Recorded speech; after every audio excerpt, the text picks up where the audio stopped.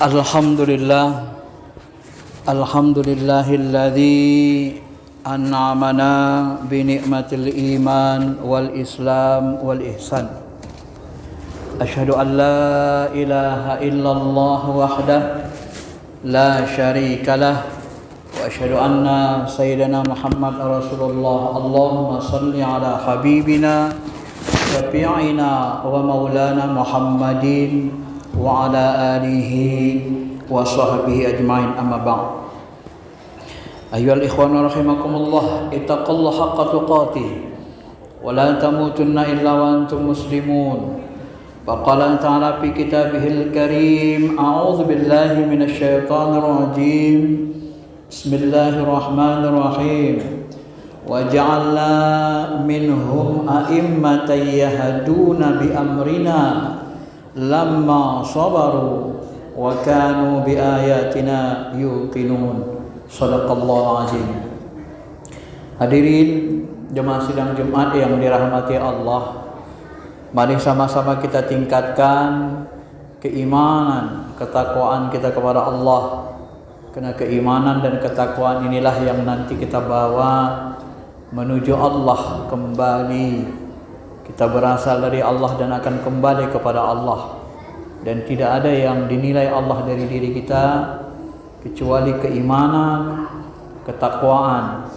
Adapun harta dan jabatan, Allah Maha Kaya tak membutuhkannya, dan Dia Maha Raja yang tak ada satu makhluk pun berada di atasnya. Ma'asyiral muslimin jemaah sidang Jumat yang dirahmati Allah. Tema khutbah singkat kita pada kesempatan ini adalah cara memilih pemimpin atau ciri-ciri pemimpin yang diinginkan Allah dan Rasulnya. Kalau kita rangkum ayat-ayat dan hadis, ada beberapa karakter pemimpin yang sangat dipuji Allah dan Rasulnya, dan juga kebalikan dari sifat itu akan menjadi tercela, yang kalau kita mau memilih pemimpin seharusnya kita berpedoman kepada bagaimana petunjuk Allah dan Rasulnya. Kita ringkas, pemimpin yang baik itu yang dipilih Allah dan Rasulnya, yang kita disuruh diperintahkan juga memilihnya adalah yang pertama, mereka memiliki sifat yang bagus agamanya, atau orang yang beriman yang bertakwa. Takwa itu sebenarnya artinya imtisalul awamir wajtinabun nawahi, melaksanakan perintah, menjauhi larangan. Mukmin lawannya fasik. Orang fasik itu dia orang Islam tapi masih mau melakukan dosa besar, maka orang fasik tidak termasuk sebagai orang yang bertakwa. Maka Allah dan Rasulnya menyuruh kita memilih pemimpin yang takwa, yang bagus agamanya. Dari mana kita tahu demikian? Karena sesungguhnya masyarakat muslimin, memilih istri saja, kata Nabi, supaya selamat. Para bizatid din taribat iyada, pilihlah agamanya, kualitas agamanya, supaya rumah tanggamu, dirimu selamat. Ini unit kecil dalam kehidupan kita, karena istri itu memimpin anak-anak kita di rumah tangga kita. Bagaimana negara yang begini besar ini kita serahkan kepada pemimpin yang suka berbuat dosa besar, yang tidak beriman, tidak bertakwa, maka negara kita akan semakin hancur, Bapak Ibu. Kenapa? Karena orang yang memimpin sendiri tidak bisa mengurus dirinya, tidak bisa mengendalikan hawa nafsunya, tidak mau beriman, bertakwa kepada Allah. Maka dari itulah kita diwajibkan Allah dan Rasulnya memilih pemimpin yang bertakwa, agar negara kita menjadi negara yang aman, sentosa, negara yang beriman, bernilai-nilai Islami, dan bisa memajukan masyarakat. Negara ini sebenarnya rusak dan hancur karena salah urus. Saya kaget beberapa bulan lalu ketika membaca berita Ketua KPK bilang dana APBN kita bocor 800 triliun. Yang dikasih ke masyarakat berapa triliun? Bansos yang bocor itu sampai mencapai 800 triliun. Itu kalau kita belikan ke kapal induk yang harganya 192 triliun, itu bisa dapat kapal induk 4. Dan kita menjadi negara yang kuat dan bisa beli macam-macam uang sebanyak itu. Tapi karena negara ini selalu salah urus, maka negara ini kaya sumber daya alamnya, tapi penduduknya miskin. Banyak negara-negara yang sumber daya alamnya miskin, tapi kaya, makmur. Negara ini kaya sumber alamnya, tapi miskin masyarakatnya secara umum. Inilah yang menyebabkan. Kenapa? Karena pemimpin kita tidak mampu mengendalikan hawa nafsunya. Mereka masih mau mengambil hak orang ramai, berlaku fasik, dan ini sangat tidak diinginkan Allah dan Rasulnya. Masyarul muslimin, jemaah sidang Jumat yang dirahmati Allah. Yang kedua, pemimpin yang disuruh Allah dan Rasulnya kita pilih adalah yang bagus akhlaknya. Bagus akhlaknya ditandai dengan dia penyabar. Ayat yang kita bacakan tadi, Allah Subhanahu wa taala berfirman, "Wa ja'alna minhum a'immatan yahduna bi amrina lamma sabaru." Kami jadikan di antara mereka, di antara kalian itu pemimpin-pemimpin yang beri petunjuk kepada kami. Kenapa? Karena mereka bersabar. Jadi pemimpin yang dipilih itu yang bersabar, tidak gampang marah, tidak gampang emosi, bisa menghadapi segala masalah-masalah negara kita dengan baik, tidak memperturutkan hawa nafsu. Ini ciri akhlak yang baik. Akhlak yang baik itu juga ditandai adil, suka berlaku adil, tidak suka curang. Bagaimana orang yang curang bisa memperbaiki masyarakat sementara dirinya rusak? Dirinya sendiri suka membohongi, tidak jujur, berlaku curang, dan tidak mampu berlaku adil. Itulah makanya Nabi mengancam dengan sangat keras. Nabi SAW mengatakan dalam sebuah hadis, "Inni sa'uhaddisu hadisan lam akun haddasa bi ila sami'tu Rasulullah." Apa kata Nabi SAW? Qala la yastara'i Allah tabaraka ta'ala abdan ra'iyatan payamut yauma yamutu wa huwa la asyun illa haramallahu alaihil jannah.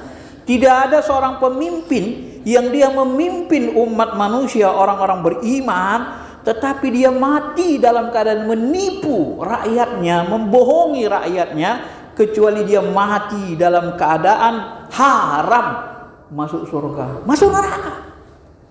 Ya. Maka pemimpin adil itu mendapat yaumal la yazillu illa zilluhu. Mereka akan mendapat naungan Allah dari kiamat. Dan salah satu amalan yang terbaik adalah menjadi pemimpin adil. Yaumun min imamin adil afdalu min ibadatil mar'i sittina sanah. Satu hari yang dijalani kehidupan orang pemimpin yang adil, seorang pemimpin adil satu hari hidupnya itu lebih utama daripada 60 tahun ibadah orang biasa. Ini hadisnya hadis makbul, hadis hasan, kata Yusuf Qaradawi. Karena amalan ini sangat besar pahalanya, maka kebalikannya pemimpin yang tidak adil itu sangat besar dosanya. Bahkan orang-orang yang mendukung pemimpin-pemimpin yang tidak adil itu diusir Nabi SAW dari telaga Kausarnya. Tidak boleh, ya. Tidak boleh mereka nanti meminum telaga Kausar Nabi Muhammad SAW. Itu dijelaskan dalam sebuah hadis yang panjang. Diusir. Barang siapa yang mendukung pemimpin yang adil, maka aku bukan bagian dari mereka. Dan mereka tidak akan bisa menemuiku di telaga Kausar. Kenapa? Karena ketika kita mendukung pemimpin yang tidak adil, pemimpin zalim, pemimpin pembohong, pemimpin yang rusak, maka sesungguhnya kita sudah menyumbang kerusakan yang besar bagi bangsa dan negara ini. Ya. Kenapa? Karena dia yang ngurus negara kita. Kalau kita dukung, kita membantu merusak. Dan Nabi menyebut kita adalah pengkhianat umat. Dengan tegas katakan Nabi, barang siapa memilih pemimpin yang buruk, yang jelek, padahal dia tahu ada pemimpin yang soleh di depan dia, walaupun itu ayahnya, walaupun itu adiknya, tapi dia pilih karena hubungan darah, bukan karena kebaikannya, maka dia telah mengkhianati umat Nabi Muhammad SAW. Kita dianggap pengkhianat oleh Nabi SAW. Ya, maka tidak boleh memilih pemimpin itu berdasarkan keturunan, berdasarkan darah, tapi kita memimpin berdasarkan keimanan, ketakwaan, kebaikan. Itu yang dipilihkan Allah, disuruh kita diperintahkan Allah untuk memilihnya. Dan yang ketiga, yang terakhir, masyarakat muslimin, Allah menyebutkan bahwa memberikan pelajaran kepada Nabi Daud yang mengangkat pemimpin itu yang basatan fil ilmi wal jism. Pemimpin-pemimpin yang luas ilmunya, pengetahuannya banyak, mengerti dia ekonomi, mengerti dia manajemen, mengerti dia mentata kelola masyarakat, bangsa dan negara. Jangan memilih pemimpin bodoh. Orang bodoh itu tidak ada yang jadi pemimpin. Nabi-nabi itu sifatnya patonah, kemudian sifatnya cerdas. Di samping dia amanah tapi patonah. Tabligh patonah. Patonah itu cerdas. Tidak ada nabi bodoh. Dalam sejarah tidak ada nabi itu yang bodoh. Orang bodoh bagus jadi rakyat saja, rakyat biasa. Kalau dia mimpin dia sendiri bodoh, nggak ngerti dia ngatasi masalah. Gak bisa dia ngurus negara. Maka Allah Subhanahu wa taala memberikan pelajaran kisah Nabi Daud, dikekalkan Allah dalam Quran. Wa qala lahum nabiyuhum innallaha qad ba'atsa lakum taluta malika qalu anna yakunu lahul mulku wa alaina wa nahnu ahaqqu bil mulk minhu wa lam yu'ta sa'atan minal mal. Qala innallaha astafahu 'alaikum wa zadahu basatan fil ilmi wal jism. Wallahu yu'ti mulkahu may yasha wallahu wasi'un alim. Ini pendidikan dari Quran. Ingatlah ketika nabi mereka berkata kepada umatnya, Allah telah memilihkan Talut menjadi pemimpinmu, rajamu. Mereka jawab, kenapa orang begitu kau pilihkan jadi raja ya Tuhan? Ya Nabi Daud, dia kan gak ada duitnya, ya, gak punya kekayaan, kere. Kok orang-orang kere yang jadi pemimpin? Nabi Daud bilang, Allah menjawab. Nabi Daud mengatakan Allah memilihnya. Dia yang terbaik. Kenapa? Karena dia punya kelebihan ilmu dan fisik. Maka orang-orang yang memilih pemimpin karena sogokan uang haram di pemilu ini berdosa lagi. Banyak kali dosa kita. Dan kita menyumbang kerusakan bagi bangsa dan negara. Ya. Jangan pilih hanya sekedar uang. Uang itu uang negara, dia akan habiskan uang negara kita, dia akan hancurkan negara kita kalau dia terpilih kena uangnya. Tidak boleh. Inilah yang diajarkan agama kita. Maka Tuhan memilihkan, pilih pemimpin yang berilmu, bastatan fil ilmi, luas ilmunya, bisa mengatasi masalah. Wal jisim, dan jisimnya kuat, fisiknya kuat. Jangan fisiknya tidak kuat, lemah. Ya. Fisik-fisik yang lemah, tidak penyabar, yang mudah ada urusan-urusan nanti fisiknya nggak kuat. Masya Allah, kita telah mengetahui dalam perang, dalam pemerintahan pun sangat diperlukan fisik yang kuat. Itulah yang dipilihkan Allah. Dan dua harus ini disyaratkan Al-Quran, dikekalkan Allah.